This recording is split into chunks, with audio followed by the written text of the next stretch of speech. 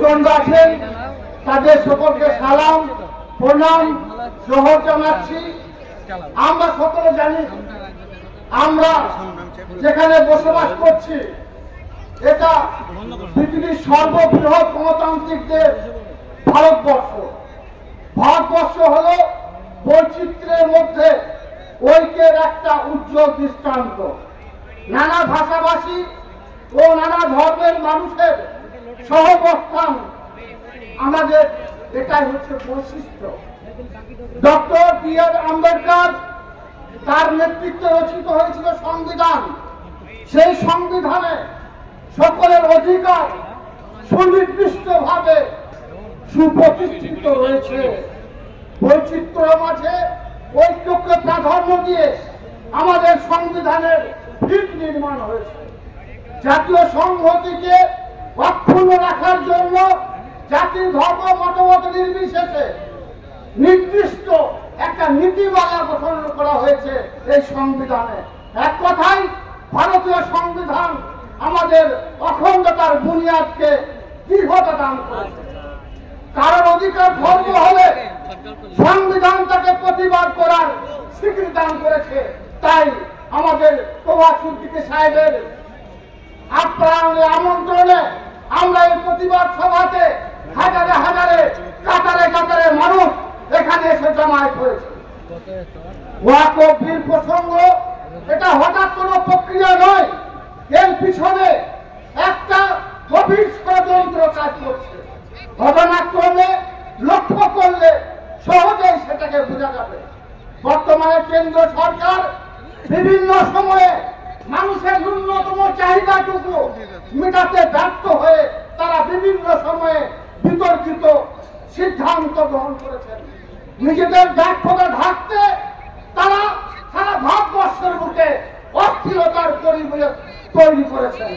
প্রতিবাদী বাংলা, প্রতিবাদী সত্তা, বঙ্গজননী বাংলার মা, মানবিক মুখ্যমন্ত্রী মমতা বন্দ্যোপাধ্যায় এর বিরুদ্ধে বিভিন্ন সময়ে সোচ্চার হয়েছেন, তার প্রমাণ আমরা পেয়েছি। তার প্রতিবাদী কণ্ঠ আশুদ্র হিমাচল থেকে শুরু করে প্রতিফলিত হয়েছে সারা ভারতবর্ষের বিভিন্ন এরিয়ায়, তা প্রতিধ্বনিত হয়েছে।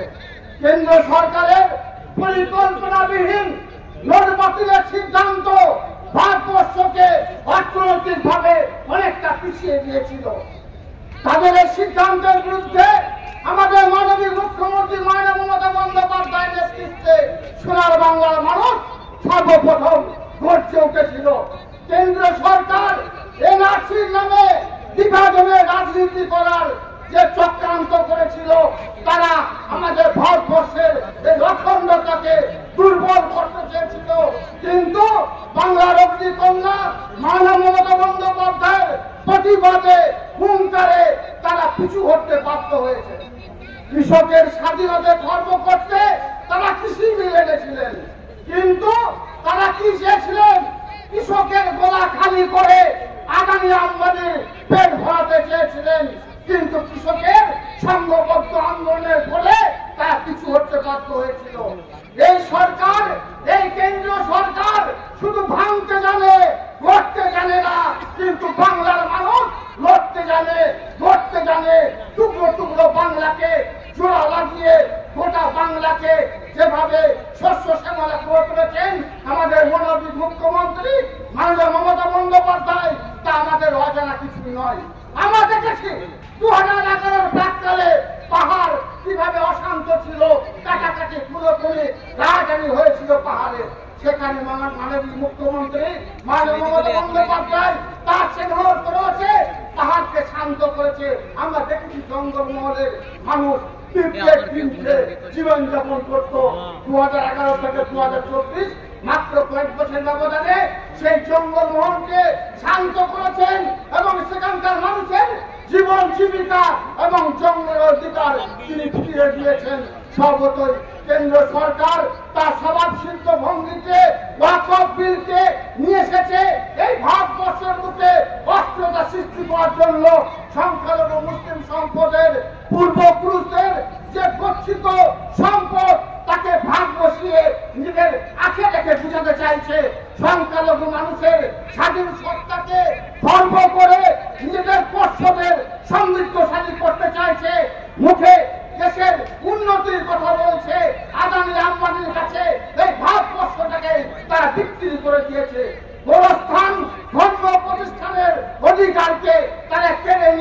নতুন এজেন্সি বসাতে চাইছে, সংখ্যালঘু সম্প্রদায়কে তাদের মুখোমুখি করতে চাইছে।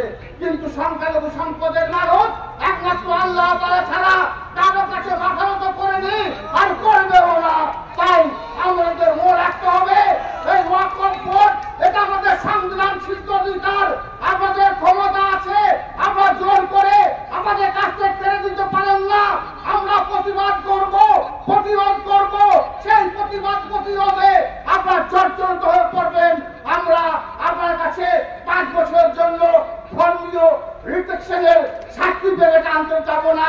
আমাদের আপনজনদের অবস্থানের ব্যবস্থা সমাধিস্থ করার জন্য আপনার কাছে অনুমতি পত্র নিতে যাব না, সার্টিফিকেট যাব না। এটা আমাদের সাংবিধানিক অধিকার। আমাদের নেত্রী মমতা বন্দ্যোপাধ্যায়, আমাদের সেনাপতি অভিষেক বন্দ্যোপাধ্যায় আমাদের শিখিয়েছেন অধিকার কিভাবে ছিনিয়ে নিতে হয়। আমরা ছিনিয়ে নেব বাংলা পতাকাকে, সারা ভারতবর্ষকে। আর সেই পথে আগামী দিনে আমরা বিজয় ছিনিয়ে আনবো। এটা শুধু আমাদের সংখ্যালঘু সম্প্রদায়ের মানুষের লড়াই নয়, এ লড়াই জাতি, ধর্ম, মত নির্বিশেষে সকল সম্পদের ভারতবাসীর লড়াই। এ লড়াই সংবিধানকে রক্ষা করার লড়াই। এ লড়াই জাতি বা কোনো দেশের বিরুদ্ধে নয়। এ লড়াই অত্যাচারী শাসক এবং অশুভ শক্তির বিরুদ্ধে লড়াই। দেহের শেষ রক্তবিন্দু অবশিষ্ট থাকা পর্যন্ত আমরা লড়ে যাব সত্য, শান্তি, সম্প্রীতির পথে হেঁটে কেন্দ্র সরকার চক্রান্তকে আমরা পরাস্ত করব। আমরা সকলে বাংলার নবরূপকার মাননীয় মুখ্যমন্ত্রী মমতা বন্দ্যোপাধ্যায় এবং সেনাপতি অভিষেক বন্দ্যোপাধ্যায় এবং আমাদের রাজ্য নেতৃত্ব এবং আমাদের প্রভাস সিদ্দিকী সাহেব, আমাদের ধর্মীয় গুরু, অভিভাবক এবং আমাদের মহানাগরিক ববি হাকিম সাহেবের নেতৃত্বে আমরা সকলে মিলিতভাবে সংঘবদ্ধভাবে আমরা লড়ে চলবো। সকলে ভালো থাকুন, সুস্থ থাকুন, সাবধানে থাকুন। ধন্যবাদ। অসংখ্য ধন্যবাদ মাননীয় কাজল শেখ মহাশয়কে। এখন আপনাদের সামনে বক্তব্য রাখবেন পশ্চিমবাংলার জনপ্রিয় জননেতা, পশ্চিমবাংলার অত্যন্ত জনপ্রিয় রাজনৈতিক ব্যক্তিত্ব, মানুষের জন্য মানুষের পাশে থাকার ব্রত নিয়ে যিনি রাজনীতি করেন, কলকাতার মহানাগরিক, পশ্চিমবঙ্গ সরকারের পৌর নগরায়ণ দপ্তরের মাননীয় মন্ত্রী জনাব ফিরহাদ হাকিম ববি সাহেব।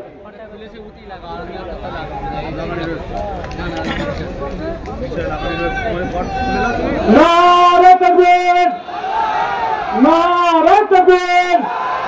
জনাব ফিরহাদ হাকিম সাহেব, জনাব ফিরহাদ হাকিম সাহেব, নারে তাকবীর। আসসালামু আলাইকুম ওয়া রাহমাতুল্লাহি ওয়া বারাকাতুহু। আমাদের ফুরফুরা দরবার শরীফের সব থেকে বয়োজ্যেষ্ঠ হুজুর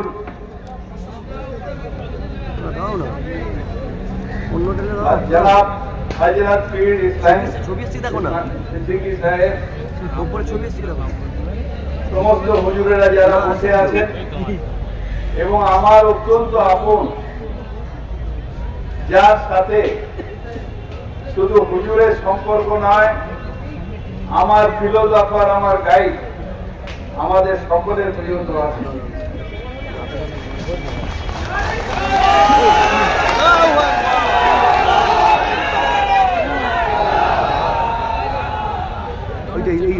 আমাদের এই মঞ্চে বসে আছেন সমস্ত যারা ধর্মগুরুরা রয়েছেন, তাদের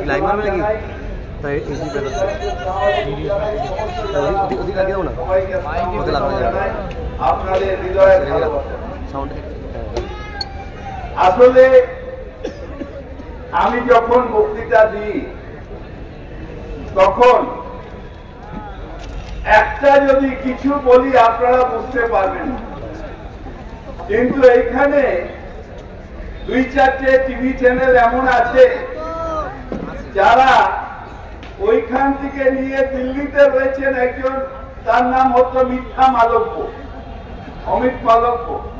সে আমার একটা কথাকে কিভাবে ঘুরিয়ে সেটাকে কমনার মানে দেবে, সেই জন্য এখন এখানে চলছে, কিন্তু এখানে আমার টিভি চালিয়ে বসে আছে। ফিরহাদ হাকিম কি বলবে,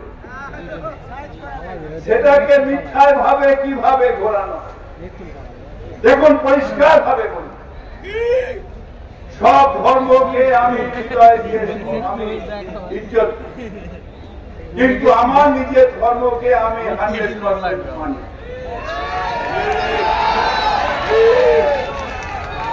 পিছিয়ে পড়া মানুষের শিক্ষার কথা, শিক্ষার অগ্রগতি বলা যদি অন্যায় হয়, তাহলে নিশ্চিতভাবে আমি অন্যায় করেছি।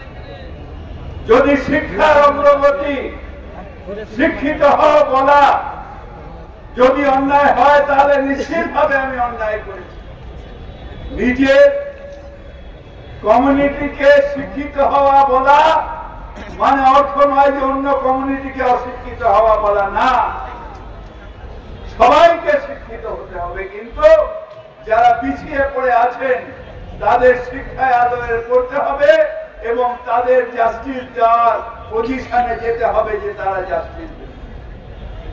নোংরা রাজনীতি আমি পরোয়া করি না, সে যেই করুক পরোয়া করি না, কারণ আমি বিশ্বাস করি যে একমাত্র আল্লাহ আছেন, আল্লাহ ছাড়া কারোর সামনে মাথা নত করা যায় না।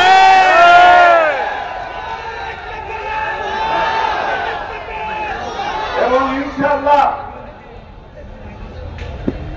যখন পপুলেশনের কথা হয়, মোহন ভগৎ সাহেব যখন বলে দুটো করে বাচ্চা করতে হবে, তখন সে কমিউনাল কথা বলে না।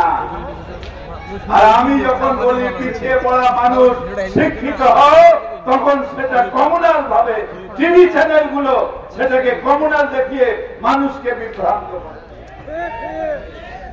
আমার হিন্দু বন্ধু তাদের বিভ্রান্ত করার চেষ্টা করে, কিন্তু হয় না, কারণ ফিরহাদ হাকিমের কর্মটাই হচ্ছে জীবন, কর্মটা জীবন, এবং সেইটা করাচ্ছে আমাদের আল্লাহ তাআলা পরওয়ারদিগার।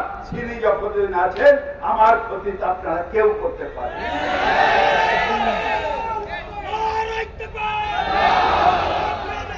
উত্তপ্ত করা উত্তপ্ত করা প্রথম তোমার যখন বাবরি মসজিদ ভাঙা হলো, আমরা মেনে নিলাম সুপ্রিম কোর্টের রায়, ঠিক আছে, কিন্তু যখন কোন একজন জাস্টিস তিনি যখন বলেন যে মেজরিটি যেটা বলবে সেটাই আইন, কালকে সুপ্রিম কোর্ট তাকে ভর্ৎসনা করেছে, তখন তার প্রতিবাদ। যখন একটা হয়ে গেছে, ঠিক আছে, আপনি রাম মন্দির করেছেন, আমার কোনো আপত্তি নেই, কিন্তু একটার পর একটা কখনো